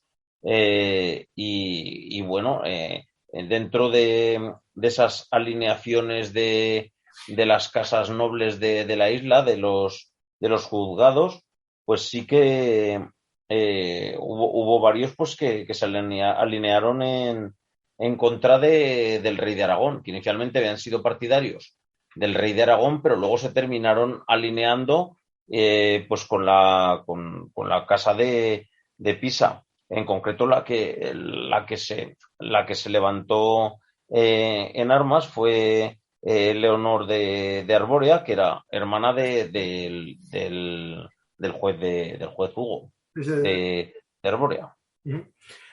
Y digamos, si hablamos de batallas importantes o hechos de armas importantes en la conquista de Cerdeña, ¿qué estaríamos ante el sitio de Cagliari, digamos, el momento Y más cumbre y la batalla naval de Cagliari, ¿no? el sitio de Villa de Iglesias, prácticamente en la primera campaña son 2 asedios y luego la batalla de Luco Cisterna. Uh-huh. Pero sobre todo fueron operaciones de sitio y en todas las campañas prácticamente el grueso fueron operaciones de sitio. Uh-huh. Claro, me imagino que eso, claro, Cerdeña es como una especie de, ¿cómo explicarlo de una manera mejor que se hace bien explicado? Como una isla pequeña, pero cada uno con sus territorios muy marcados y entre ellos tradicionalmente habría enfrentamientos y me imagino que cada pequeño poblado estaba bien fortificado, es decir, por las luchas internas que tendrían entre los distintos juzgados, ¿no? Sí, no, y había muchísimos intereses también de Pisa, de Génova, que habían fortificado pues algunas plazas fuertes, habían fortificado plazas fuertes muy bien, y sobre todo también que los ejércitos que se podían desplazar a la isla pues tenían un carácter bastante limitado, porque no era una isla que permitiera soportar grandes cantidades de tropas y sostenerlas. De hecho, como ya he comentado, en algunas de las campañas, con Pedro IV, cuando buena parte de la isla está en poder de los rebeldes, la única forma de poder habituallarte es que tú desde la península vayas con los convoyes de suministro, mandando barcos a la península que te vayan suministrando. Sí, porque aquí Eso la es guerra muy no se alimenta a sí misma, complicado. ¿no? Bueno, a ver, la logística es la clave más allá de las campañas, la logística es la clave de que los ejércitos operen, porque un ejército que no tiene garantizada la logística y que no tiene una buena logística termina fracasando en sus operaciones militares por muchas victorias que consiga. Aquí hablamos de una isla, ¿no? Cerdeña, que al final pasa ya a un control por parte de la corona, pero Bueno, nos pasa queda... un control, en 1323 comienzan las operaciones militares, pero no se pacificará totalmente hasta 1420. No, sí, Estamos hablando que dura un siglo la pacificación total. sí. Durante un siglo no para de haber continuas sublevaciones, revueltas, periodos de paz, periodos de tranquilidad, campañas militares. O sea, mira que es una isla muy pequeña, pues cuesta someterla totalmente. O sea, no la termina de someter Alfonso V hasta 1420. Sí. Yo más o menos, la idea, ¿no? Que una vez que está esa isla más o menos, no controlada, pero bueno, más o menos en dominio, ¿no? Que después se revela, que te echan, que te mueven. A la vez había otras dos islas, ¿no? Que habían sido parte de la corona aragonesa, ¿no? Tenemos la isla de Mallorca y Sicilia, que todavía están en esas ramas, ¿no? De las dinastías y vuelven a unificarse con Aragón, ¿no? Sí, bueno, el reinado de Pedro IV es clave para el devenir del proyecto mediterráneo aragonés. Cuando inicia su reinado, el reino de Mallorca se encuentra gobernado por su cuñado y tío lejano, que es Jaime III de Mallorca, que es bisnieto de Jaime I el Conquistador.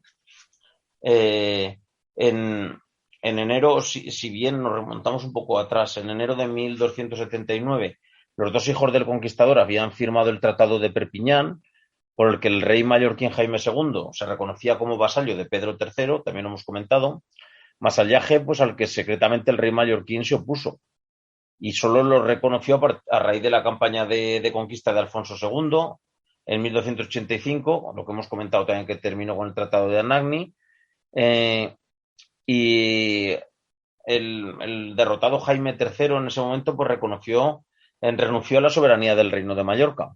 Pedro IV quería anexionarse a toda costa de nuevo Mallorca, declaró al rey mallorquín culpable del proceso que abrió en su contra en 1343 y en cumplimiento de la sentencia pues invadió Mallorca, derrotó a las tropas de Jaime III en Santa Ponsa, después conquistó también el Rosellón y tras rendirse Jaime III fue desposeído del trono.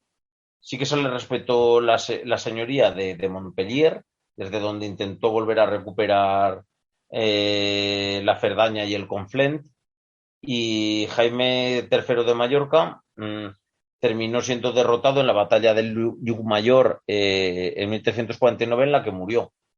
Y de ese modo, pues Mallorca volvió completamente de nuevo a formar parte de la corona de Aragón. En el caso de Sicilia es diferente, porque tras la muerte del rey Federico de Sicilia, que era el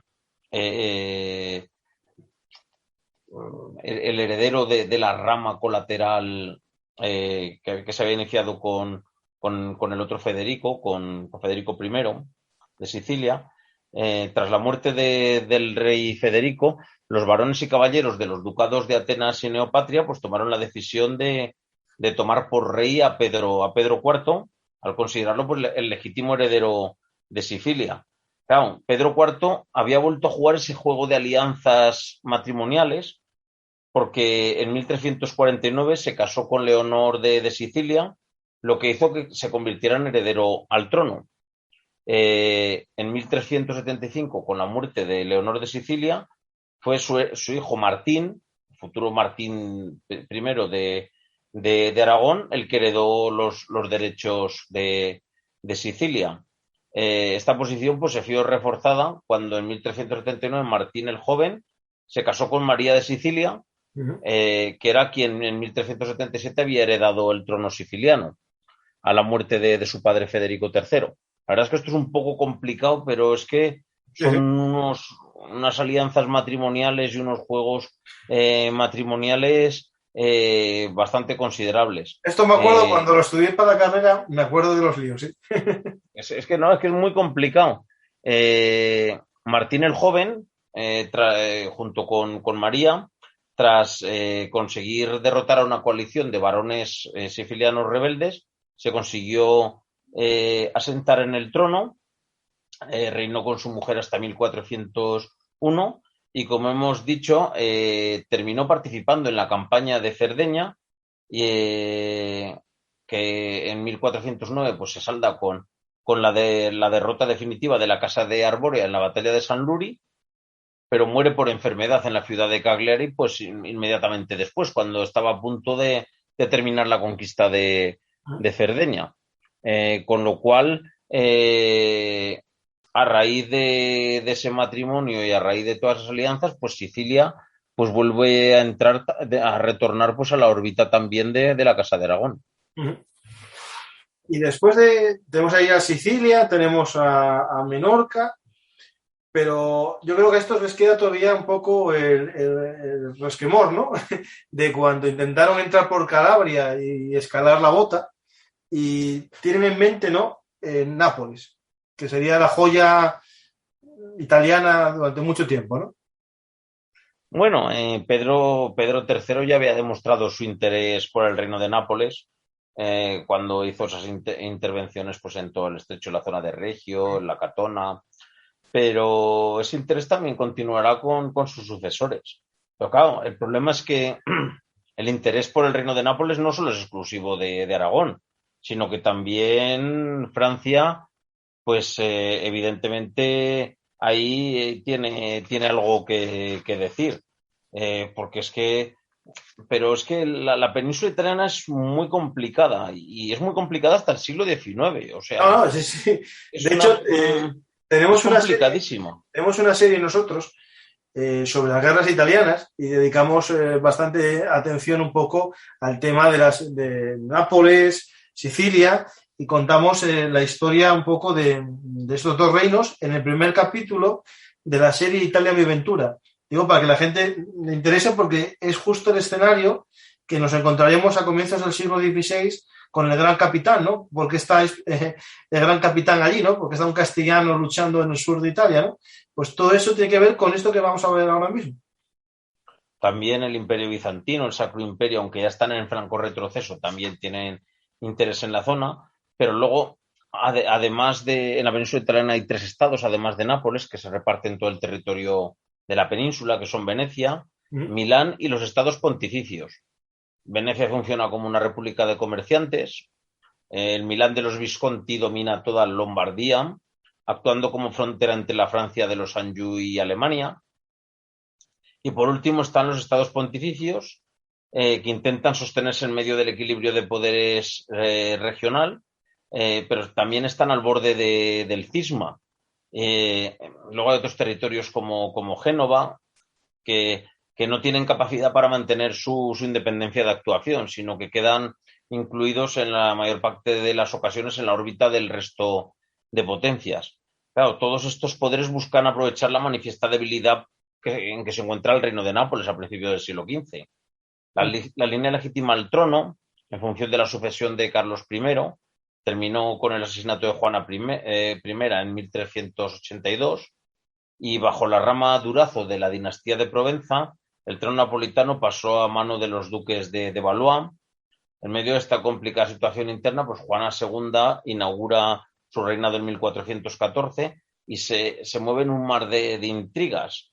Esa debilidad interna le lleva a necesitar de un aliado con el suficiente poder como para garantizarle pues, el sostenimiento en el trono. Y en ese momento solo hay 2 poderes con suficiente entidad en la región como para poder desempeñar ese papel.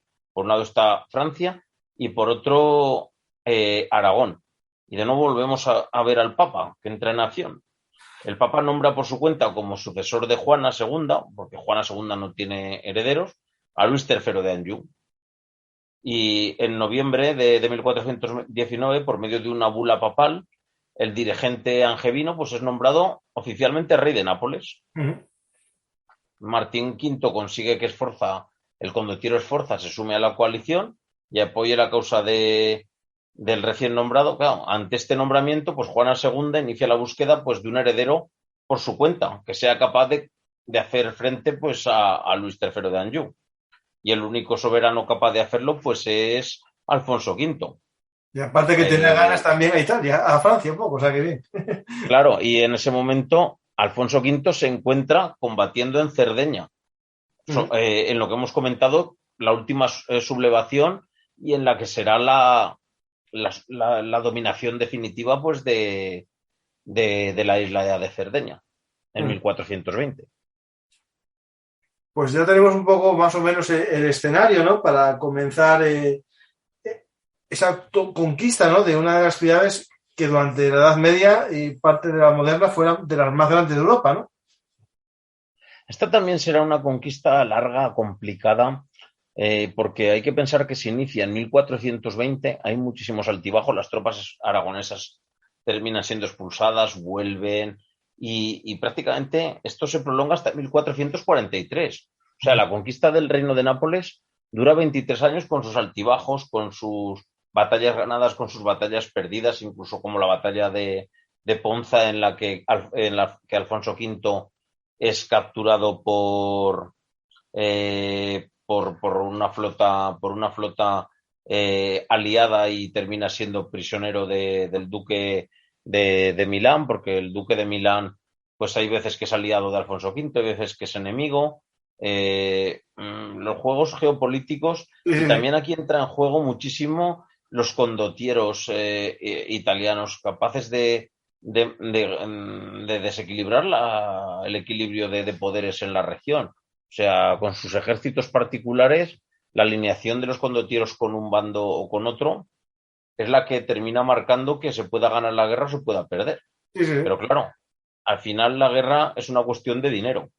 Y quien más dinero tenga y pueda poner para contratar más tropas, porque al final son mercenarios, y se cambia en mitad de una batalla, es más fácil asegurarse el triunfo. Pero definitivamente entra, ¿no? Y eso hay un relieve que estamos viendo actualmente, que es la entrada triunfal en Nápoles, ¿no? Que es un homenaje claro del 480 italiano, ¿no? Este renacimiento que parece un arco triunfal romano, ¿no? Sí, bueno, es la plasmación del triunfo de Alfonso V, que fue un triunfo pues que costó muchísimo, porque como hemos dicho, no se consigue hasta 1443. Estoy viendo lo que pone aquí: Alfonsus res Hispanus Siculus, es decir, siculisitano, es decir, hispano, siciliano, y después Pibus Clemensis Victus, ¿no? Es decir, que aquí Pío Clemente y victorioso, ¿no? Pero es interesante que se titula como rey hispano, o sea, es decir, de España como territorio, es decir, es interesante. Y bueno, es que al final sus dominios natales y sus dominios heredados son los de la Casa de Aragón, aunque es un rey que estuvo ausente del reino de Aragón durante décadas. Sí. O sea, estuvo completamente ausente, no pisó. De hecho, incluso en Cataluña, en diferentes lugares, estaban dispuestos a pagarle dinero porque volviera a España, a la península, pero no. Él le gustaba mucho Nápoles, le gustaba mucho la vida napolitana, aunque tenía aquí la reina, pero le gustaba mucho más su amante en Nápoles. Está claro, si tenía la reina aquí, le gustaba mucho. Le gustaban más los lujos y la vida italiana que la vida, quizás la triste vida aragonesa, que era mucho más austera, menos lujos. Gustaba mucho del lujo y de la vida italiana, acomodada. De la buena vidita. Pues tenemos ya más o menos acabado este periodo, digamos, de expansión de Aragón, ¿no? Y es justo más o menos el territorio que nos vamos a encontrar a finales del siglo XV como el territorio de la corona de Aragón, que al unirse con la corona de Castilla no va dando lugar a la monarquía hispánica y a España. Sería este territorio el que más o menos nos encontramos. Y eso se mantiene pues prácticamente todo hasta Utrecht. Uh-huh. Y después, bueno, ahora enlazo con tu siguiente libro, que ya te obligo a venir un día a hacer un programa con Felipe V y los intentos de recuperación de los territorios italianos, que son unas campañas magníficas, porque siempre se habla, bueno, desde que llegaron los Borbones, ¿no? El ejército español se fue a tomar por saco, ¿no? El periodo de las guerras de prestigio, ¿no? De Felipe V hacia, no sé si recuerdo mal, pero es 1720-30, cuando recupera esos territorios italianos, ¿no? Consigue recuperar el de nuevo Nápoles en 1734. Sí, por ahí, sí, 30, por ahí, sí. O sea, que sería interesante. Ahí te dejo, ya te cito, para hablar del libro que ya tienes publicado, que es Felipe V, ¿no? O sea, el Felipe V militar, las guerras de Felipe V, ¿no? Sí. Pues ahí. Bueno, estaré encantado de volver. Pues nada, yo creo que la gente va a decir que sí, que no va a haber ningún problema, Rubén. Yo te doy las llaves y también otro día podemos hablar de cualquiera de tus libros, que no sé si te llevas la cuenta, pero yo creo que más de 30 tienes, ¿no? Pues este libro que ha salido, el de Aragón, La corona de Aragón en el Mediterráneo, es mi libro 55. 55, madre mía. A ver si yo llego un día a 5. Bueno, seguro que sí. Bueno, si sigo con esto de los podcasts y los YouTube, te voy a decir que ni a 2. Porque ya digo últimamente, es decir, empezaba con uno mensual, uno cada 15 días, uno a la semana, y ahora van 2 a la semana y 3. Pero bueno, es un placer hablar con gente como contigo, con gente que sabe mucho de un tema, lo contáis bien.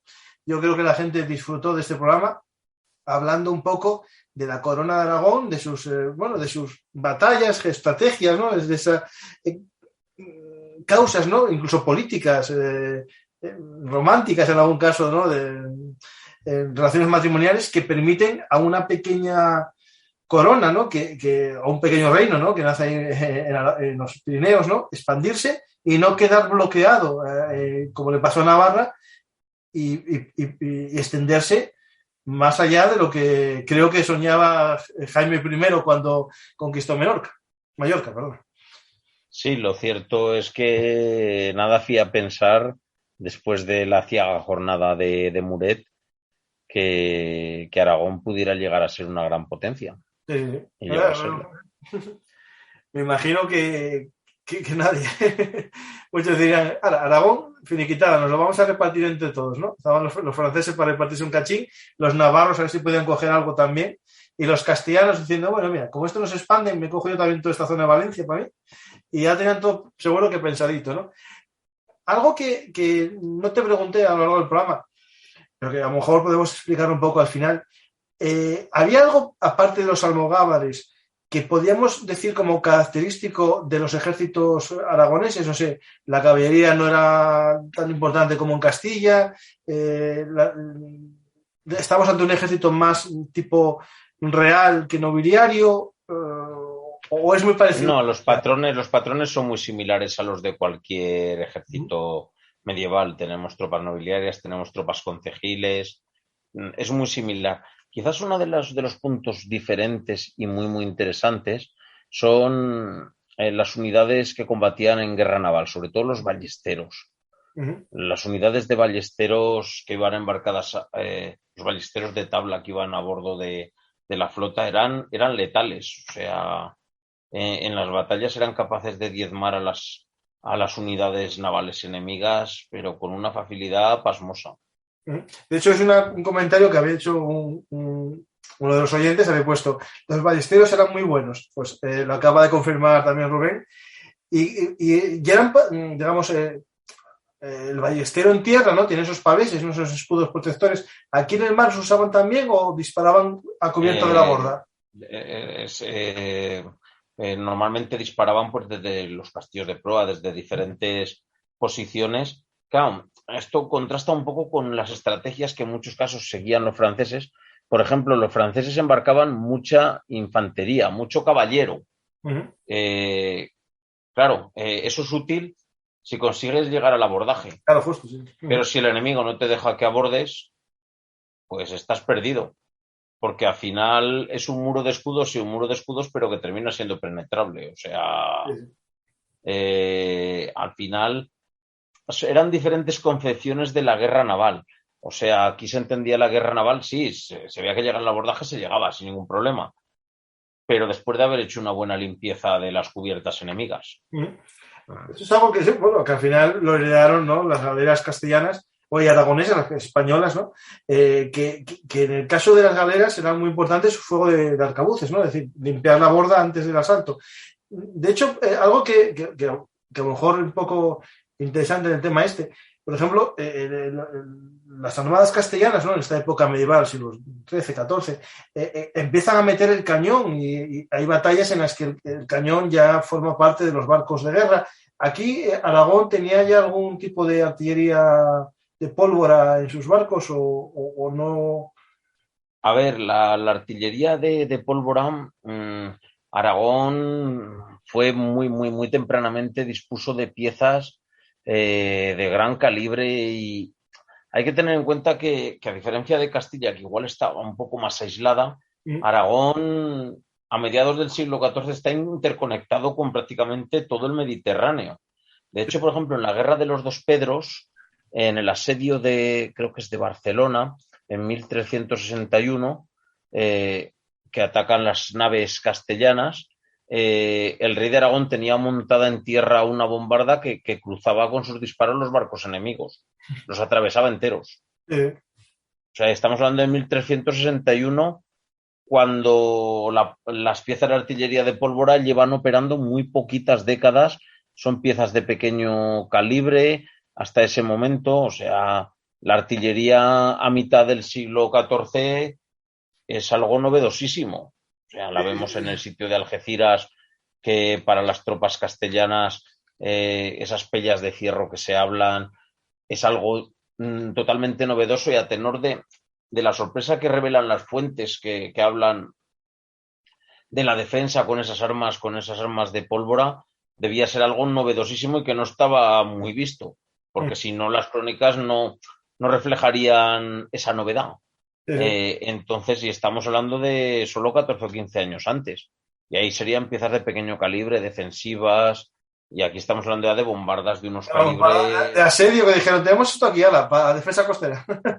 Sí, a tirarle a bocajarro a los barcos. Claro, los barcos para poder ser operativos en un ataque, en este momento se tienen que poner a unos 200 metros del objetivo, porque si no, no son operativos. Claro, a 200 metros una bombarda, por muy poca puntería que tenga, contra una nube de barcos, pues... Alguno das y al que le das, pues... A una bombarda de calibre grueso, si le da un barco a bocajarro, pues es que lo deja medio deshecho. Sí. Pues bueno, hay que tener en cuenta que la bombarda tiraba muros de piedra, ¿no? O sea, estaba pensado para eso. A un barco, pues por mucho que digan, son murallas de madera, ¿no? Entonces, bueno, estuvo muy bien. Esa bromita y tal, pero bueno, justo, sí. Pues nada, Rubén, muchas gracias por venir a hablarnos de la corona de Aragón. Y ya, cuando quieras, hablamos después un día, vemos fechas para hablar de Felipe V y los ejércitos de la nueva dinastía de los Borbones. Muchas gracias y a la gente os recomiendo que os sumerjáis en los libros de Rubén, que vais a encontrar de todos los periodos. En muchos de ellos tengo que destacar tu gusto por los asedios, ¿no? Tienes muchos libros de asedios, que es tu doctorado. Tu doctorado hiciste sobre poliescética, ¿no? Mi especialidad es la poliorcética, la guerra de asedio. Sí, pues eso se ve en muchos de tus libros y también fue el contacto que tuve contigo, ¿no? Y me acuerdo hace muchos años, yo de los primeros, que hablamos de tu parque aquel que tienes Trebuchet, que a día de hoy está parte de tu colección en Belmonte, ¿no? En el Castillo de Belmonte. Sí, el grueso el parque de mayores dimensiones que ahora mismo tengo de máquinas de asedio se localiza en el Castillo de Belmonte, en Cuenca. Y después tienes más por ahí distribuidos, a lo mejor itinerantemente, en castillos y... Sí, tengo exposiciones en el castillo de Peracense también, en el de Mora de Rubielo, los dos aquí en la provincia de Teruel, en Baeza, en Jaén, en Covarrubias, en Burgos, en Buitrago del Lozoya, en la Sierra de Madrid, en el Castillo de Almansa, en Albacete. Bueno, tengo una diáspora por diferentes lugares con exposiciones de máquinas de guerra. Pues una de ellas, la de Belmonte, el trabuco, el trebuchet, lo maneja nuestro amigo y colaborador Juan Molina, que ya vi yo vídeos cómo lanzaba pedruscos por ahí. Sí. Que la gente, que sí. lo digo porque la gente no piensa que sean decorativas, no, en teoría son funcionales, casi todas las armas que tienen. Sí. Y testadas muchas veces. Funcionan todas. Sí. Pues muchas gracias, Rubén, y a la gente les invito a conocer la historia de la corona de Aragón en el Mediterráneo de los siglos XIII a XV, de la mano de Rubén Sáez Abad, y publicado por HRM Ediciones. El que quiera comprar el libro lo tiene muy fácil, tengo en la descripción del audio, se pueden hacer con él, como los demás libros que invito a la gente a hablar de ellos, pero en vuestra librería favorita decís quiero el libro La Corona de Aragón en el Mediterráneo, de HRM Ediciones, y lo piden fácilmente. Es una editorial que puede que no tengan todos los libros en una librería, porque con la cantidad de libros que se publican a la semana es imposible que una librería tenga todos, pero es fácilmente conseguible. Las distribuidoras lo manejan bien y lo pueden lograr fácilmente. Pues ya saben los oyentes que si os ha gustado este programa, sumergiros en los libros de Rubén y descubriréis muchas historias. Muchas gracias a todos. Espero que os haya gustado esta historia hablada y os recuerdo que, como dicen los youtubers, dar a me gusta, compartir, y si queréis apoyarnos, os podéis también haceros micromecenas en nuestro sistema de micromecenazgo en patreon.com, o también apoyarnos directamente en el canal de fans de iVoox o de YouTube. Muchas gracias a todos y hasta la próxima historia hablada. Que, por cierto, el próximo directo será este domingo 26, después de Navidad, y vamos a hablar también de Edad Media. Nos dejamos de lado la Corona de Aragón y nos vamos a la Corona de Castilla a conocer una batalla que tiene componentes navales, que es la conquista de Sevilla por Fernando III, de la mano de José Luis Costa, un amigo y colaborador habitual, que nos va a llevar a la Edad Media también para conocer la conquista de Sevilla por el que sería San Fernando, ¿no? Y espero que os guste, y si tienes tiempo, seguro, Rubén, te puede gustar el tema porque es de los tuyos, asedio y Edad Media. He escrito cosas sobre la conquista de Sevilla también. A ver, pues muchas gracias a todos y hasta la próxima historia.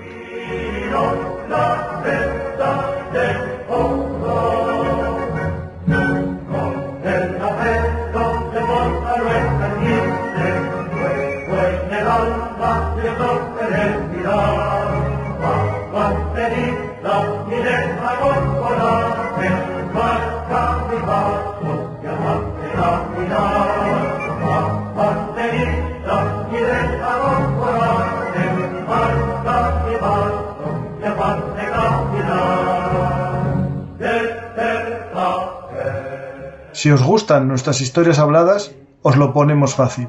Nos podéis apoyar en nuestro sistema de micromecenazgo en patreon.com/belunartis, pero también a través del sistema de fans de iVoox. Es la escucha anticipada de algunos de nuestros programas. Ya sabéis que nacimos como un proyecto de divulgación por hobby y no vamos a hacer nunca programas encerrados solo para fans, pero sí que podemos agradeceros vuestro apoyo escuchando los programas antes que los demás. Muchas gracias a todos y os invito a compartir nuestros programas para que lleguen a más gente.